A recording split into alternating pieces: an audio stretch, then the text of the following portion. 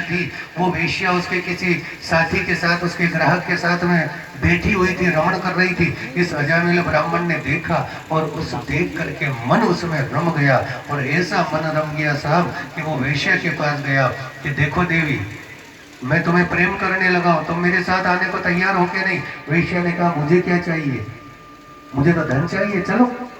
तो ब्राह्मण उस वेश्या को लेकर के आ गया, घर में रखने लगा, और सुबह सुबह जैसे ही ब्राह्मण उठा और नहा धो करके भगवान की पूजा करने लगा, तो उधर वेश्या ने कहा ये क्या है, कमा के लाओ कि भगवान का नाम लो, माला पकड़ के सुबह सुबह बैठ जाओ, इससे काम नहीं चलेगा तो क्या कि कुछ भी करो लेकिन कमाई करके लाओ। तो अजामिल की वृत्ति बिगड़ गई, उस वेश्या की संगति करने से उसकी ऐसी वृत्ति बिगड़ी कि वो गलत रास्ते से धन कमाने लगा और गलत रास्ते से चोरी करने लगा, जुआ खेलने लगा, और जब जुए में हारा तो दारू पीने लगा और मांसाहारी हो गया, डाकू बन गया।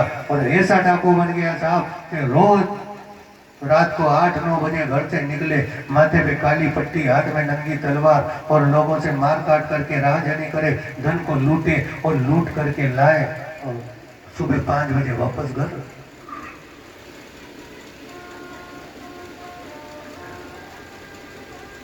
अब एक दिन क्या हुआ कि एक संतों की टोली आ रही थी, तो उस गांव में निकली। अब उस गांव में निकली तो वहीं वो तो भगवान का भजन करते हुए जा रहे थे।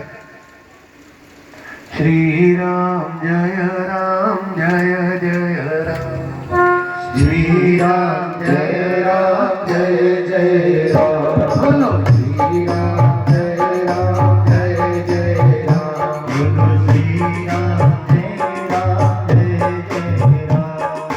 जो नहीं गावे हरि गुण गाना, जो नहीं गावे हरि गुण गाना,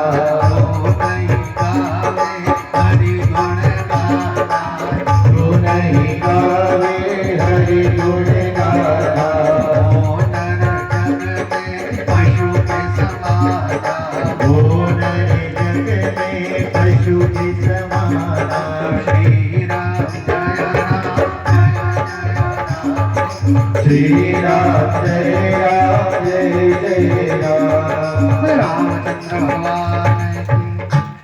तो यार संतों की टोली भगवान का भजन करते हुए जा रही थी, अजामिल के गांव के पास पहुंची, और वहां जाकर के उनको क्या शाम पड़ गई, तो अपने मन में विचार करा कि यहाँ कोई ऐसा भगत हो तो अपन रात्रि विश्राम कर ले।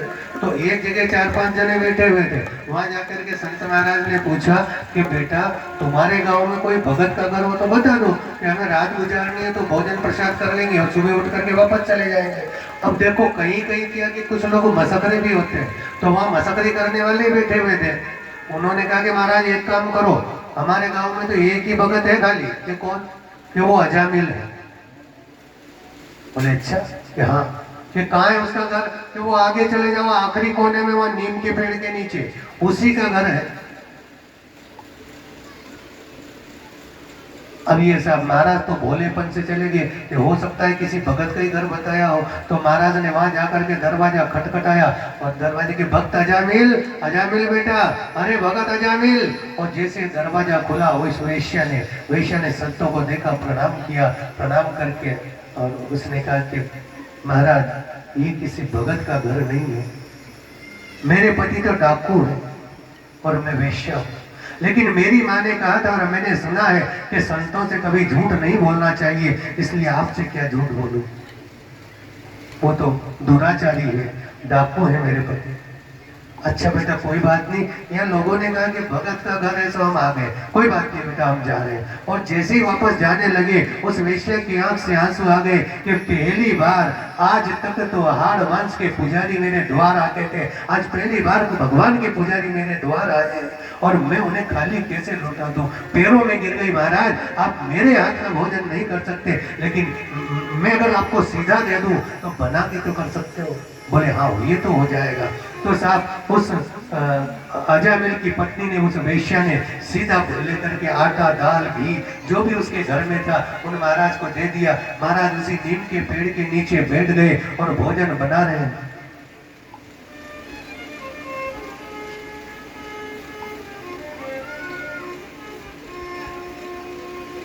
भोजन बना लिया, भोजन तैयार हो गया, भगवान को भोग लगा और भोग लगा करके जैसे ही भोजन पाने लगे, एक घास महेंद्र जी ने उठाया, आंख में से आंसू आ गए कि इसको सुधारे तो कैसे सुधारे। अब इससे कहें कि तू भगवान का नाम ले तो नहीं लेगा, अगर ऐसे डाकू से कहें कि तू भगवान की पूजा करा तो नहीं कराएगा, इस डाकू से कहें कि कोई उपाय तू कर ले तो नहीं कराएगा। क्या युक्ति बनाए। अब देखो इसी उधेड़बुन में लगे हुए थे कि इतने में अजामिल आ गया। अजामिल ने आकर के जैसे ही देखा तो वहां इतने साधु संत बैठे हुए। अरे तुम्हें यहाँ बैठने के लिए किसने जगह किसने दी, कहा किसने? इतना विचार, वो जो पत्नी थी उसकी, वो वेश्या विचार करके बड़ी थी कि कहीं मेरे पति आकर के इन पे टूट ना पड़े, तो दरवाजा खोलते ही आ गई और बाहर आकर के नहीं मैंने इनको कहा है। अच्छा मैंने कहा क्या कि देखो ये जो अजामिल होते हैं ना डाकू, ये बाहर वाले कितनी दादागिरी करो पर घर में अपनी पत्नी से तो इतने ही डरते। अच्छा तुमने कहा, तब तो कोई बात नहीं रहो। तो महंत जी ने कहा कि देख बेटा, हमने तेरे घर का भोजन किया है और ब्राह्मण जहाँ भोजन करता है तो भोजन के बाद उसको दक्षिणा दी जाती है। ओ महाराज, भूत से पूत मांग रहे हो दक्षिणा, और वो भी डाकू से। ये गनीमत समझो कि तुम्हारा लोटा चिमटा ये छोड़ दिया मैंने, ये तो ये भी यही पकड़ के रख लूंगा।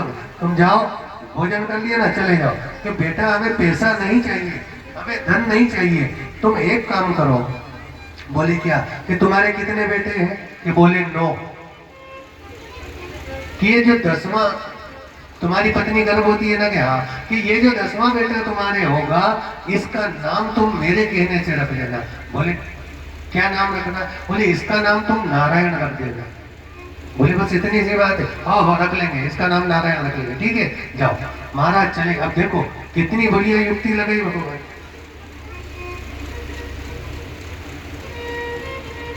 भोजन करते ही इतनी बढ़िया युक्ति लगाई कि उसे ऐसा मार्ग बता गए कि बिना कुछ लगे अनजाने में भी भगवान का नाम ले ले। और भगवान का नाम तो देखो जैसे भी आप लोगे, चाहे जाने में लो अनजाने में लो, भक्ति भाव से लो या बेर से लो, भगवान का नाम पाप को नष्ट करने की शक्ति रखता है और पाप को नष्ट करेगा। यहाँ तक कि वाल्मीकि ऋषि जो थे ना, वो बिल्कुल उल्टा नाम उन्होंने जपा, फिर भी ब्रह्म के समान हो गए। जंगल में रहते थे, लोगों को मारते थे और मार करके उनका शौक देखो कि लोगों को मार करके उनकी उंगलियां काटते थे और उंगलियों की माला बना करके पहन लेते थे। नाम ही अंगुली माल पड़ गया। और ऐसा कहते हैं कि जब एक बैलगाड़ी भरा जाए इतने तो उन्होंने ब्राह्मणों को मार दिया, जनेऊधारी को मार दिया, इतनी तो जनेऊ की एक गाड़ी भर लो।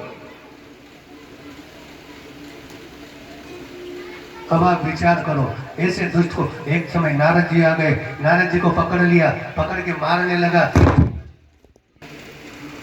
अब जैसे ही वो डाकू मारने लगा नारद जी को, नारद जी ने कहा ढेर भैया मार लेना, पर पहले एक बात तो बता। बोले क्या? कि देख तू ये जो पाप कर रहा है किसके लिए कर रहा है? बोले मेरे परिवार के लिए, मेरे माता पिता बेटे बेटी पत्नी।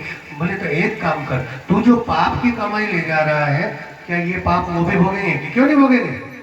जब मैं कमा के ले जा रहा हूँ, वो रोटी वो खा रहे हैं तो पाप तो उनको भी लगेगा। कि एक बार पूछ के था, वाह महाराज बड़े होशियार बन रहे हो, मैं तो जो घर पे पूछने और तुम पीछे से भाग जाओ। बोले चिंता मत करो, मैं नहीं भागूंगा। तो उसने क्या करा था, एक पेड़ से नारद जी को बांध दिया और बांध करके घर गया। घर जाकर के अपने माता पिता से पूछा कि देखो मैं तुम्हें रोटी देता हूँ, कमा के लाता हूँ, और तुम मेरी कमाई रोटी को खाते हो, तो एक बात बताओ, मैं अगर पाप की रोटी कमा के लाऊं तो पाप आपको लगेगा कि नहीं? कि बेटा हमको काहे का पाप लगेगा? तू पाप की कमाई करे तो पाप तो तेरे को लगेगा, हम तो तेरे ऊपर है। बचपन में तू पैदा हुआ, हमने तेरे को पाल करके जवान कर दिया, तेरा कर्तव्य अब है कि तू हमें पाले। अब हम बुढ़ापे में आ गए, अब हम कमा नहीं सकते तो तू हमें कमा के खिला। जब तू कमा नहीं सकता था तो हमने तुझे कमा के खिलाया। ये तो एक दूसरे का कर्जा है। पत्नी के पास गया कि क्या मैं जो पाप की कमाई लाता हूँ उस पाप को तू भोगेंगी? कि मैं क्यों भोगूंगी? मेरे पिता ने आपको दान किया है, मेरा निर्वहन करना तो आपका कर्तव्य है। आप भले पाप की कमाई लाओगे पुण्य की कमाई लाओ। बच्चों से कहा, बच्चों ने कहा कि आप अभी हमें पाल रहे हो और बड़े होकर के हम आपको पालेंगे। अब आप पाप की कमाई करते हो तो पाप आपको लगेगा, हमें क्यों। दौड़ा दौड़ा वापस आया, नारद के चरणों में गिर गया, बोला पाप तो कोई नहीं भोगना चाहे, वो रोटी सब खाए, मेरे कमाए माल से सब कुछ सर्वे उड़ा रहे हैं, लेकिन पाप कोई नहीं भोगना चाहता। तो कि महाराज पाप कोई नहीं भोगेगा, तुम एक काम करो कि भगवान का नाम आज से शुरू कर दो। तो उसने कहा ठीक है, मंत्र दिया नारद जी ने और जपना शुरू किया, पर अब उसके मुंह से राम नहीं निकले, क्योंकि जीवन भर इतना पाप किया तो राम नहीं बोल पाए। बोल राम, हाँ अब कितना सीधा नाम है, लेकिन नहीं निकले। तो कि एक काम कर, जब तू लोगों को मारने के लिए दौड़ता था तो लोग क्या कहते थे कि देखो जब मैं लोगों को मारने के लिए दौड़ता था तो लोग चिल्लाते थे मरा मरा मरा, क्योंकि तू यही कहना शुरू कर दे। तो उसने कहना शुरू कर दिया मरा मरा मरा राम राम राम राम राम राम, और उल्टा नाम जपत जग जाना, वाल्मीकि भय ब्रह्म समाना। और वाल्मीकि बन गए, दीमक ने लगा दिया, अब वाल्मीकि ऋषि बन गए, रामायण।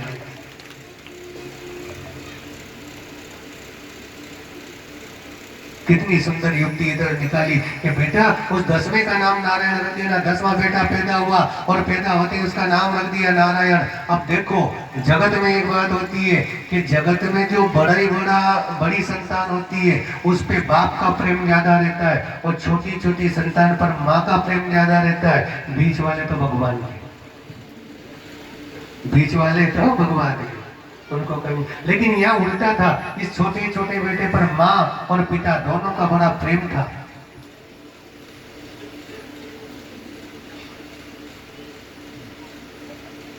तो ये जहां से भी आता था, आते बेटा नारायण, बेटा नारायण ऐसा कर, नारायण ऐसा कर, नारायण ऐसा कर, नारायण बैठ, नारायण भोजन करेंगे, नारायण ऐसा करेंगे, नारायण ऐसा करेंगे।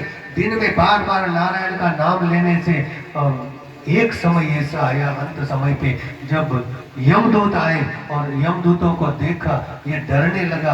और शास्त्र ऐसा कहते हैं, गरुड़ पुराण में लिखा है कि जब शरीर से प्राण निकलते हैं तो 100 बिच्छुओं के काटने से जो दुख होता है, वेदना होती है, उतना कष्ट इस शरीर से प्राण निकलते समय होता है। जो दुख इसको आया तो इसने आवाज लगाई, अरे कोई बचाओ बचाओ बचाओ, कोई मुझे बचा लो। कोई नहीं दिखा, तो पास में इसका बेटा नारायण खेल रहा था, उसको आवाज लगाई नारायण आ जा, नारायण जल्दी आ, नारायण दौड़, नारायण मेरे पास आ। इस जगत के नारायण ने तो नहीं सुनी, लेकिन उस जगत नारायण ने सुन ली और तुरंत देवदूत आ गए। देवदूतों ने यमदूतों को भगाया।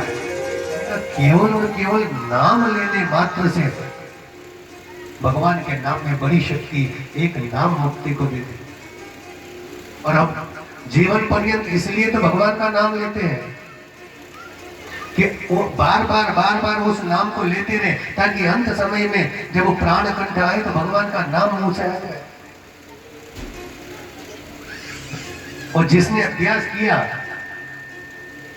वो अंत समय पे तुरंत वही मुंह से निकलेगा, और नहीं अभ्यास किया तो फिर पुनरपि जन्मम पुनरपि मरणम पुनरपि जननी जठरे शयनम, दोबारा यही धरती पर आना, दोबारा सब यही माया देखना भगवान की, और फिर भी कहीं भूल गए और फिर भी ऐसे चल गए तो फिर पुनरपि जन्मम पुनरपि मरणम।